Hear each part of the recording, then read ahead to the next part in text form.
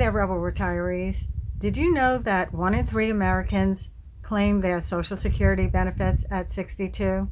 That's according to the Social Security Administration. And David and I claimed our benefits at 62, and we're very happy that we did. I have gotten some comments that have questioned whether or not I have actually claimed my benefits at 62. They think that I'm just spouting information, telling people to do that. But before I get into my 5 tips for success if you want to retire at 62, I wanted to say that all of the content that you see here is based on my personal experience. So there's a lot of information on the internet where people are talking from, their own experience as financial advisors, or they're trying to sell you something. I'm not here to sell you anything. I'm just hoping that I can empower you to think differently about retirement and what you value, because here at Rebel Retirement, we talk about all things retirement and how you can determine how to retire through value and a just-in-time retirement lifestyle. So here's my tip number 1, self-reliance. And self-reliance is thinking independently. So that goes back to what I was just talking about. I'm not here to tell you what to do. I'm here to hopefully inspire you. So if you want to retire with limited funds, my number 1 tip is to be self-reliant, because a self-reliant person is going to gather information from various sources and then apply that to their own situation. And so again, do that and, think independently and look all around and get your information from various sources. Number 2, get out of debt. Now, I'm not just saying get out of debt, telling you to get out of debt. We got out of debt when we retired to Montana 20 years ago. And I can tell you that it's a great feeling being debt-free. No mortgage payments, no car payments. We don't carry any credit card balances from month to month.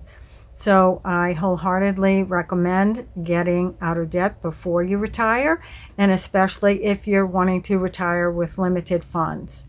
Number 3, take charge of your health.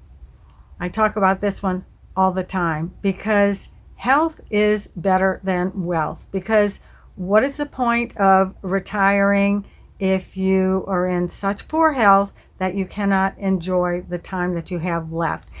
And our time is limited. So take care of your body and do the things that you know that you need to do. I understand that people have certain limitations and they can only do so much. But if we all do what we can to maintain our health and have less reliance on pharmaceuticals, I think that's moving in the right direction to being able to retire earlier instead of later.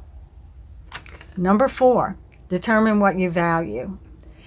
It's a good idea to determine what you value, in that if you really take a hard look at your situation and see what it is that is really going to make your retirement lifestyle worthwhile.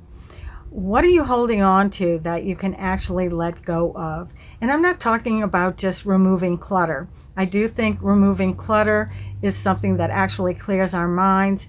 But I'm talking about the things that you are holding on to because you think maybe you need to do that. Whether or not it's the kids that are telling you, oh, we don't want you to sell this house because we grew up here. Or please don't sell the summer home or the camp, or those kinds of things that you're holding on to because the kids may be telling you, or peer pressure, or maybe other family members think it's something that you really need. And maybe you still think you need those things. But take a hard look at those things that you can eliminate. We call it muda waste. And if you can eliminate that waste, you'll find that you can free up your resources for other things in retirement. So Number 4 is to determine what you value if you want to retire at 62 with limited resources or limited funds. Number 5, work part-time or build an income stream. Now this one might be a little bit controversial because people will like to say, well, you're not really retired if you're working part-time. But if you have left your previous job, whatever that may be, and maybe you took some time off. I know when we moved up here, David took a sabbatical and then he went to work. And he has had part-time jobs on and off during the course of these retirement years in Montana. So just because you are working part-time doesn't mean that you're not really retired. And also maybe building an income stream.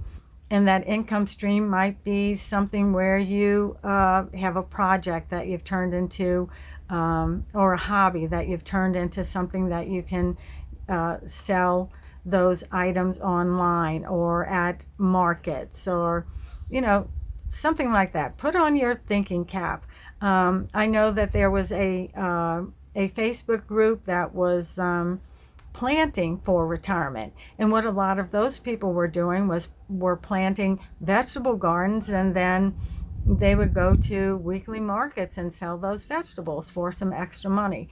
So it's really, putting on your thinking cap and thinking outside of the box in how you can retire earlier instead of later.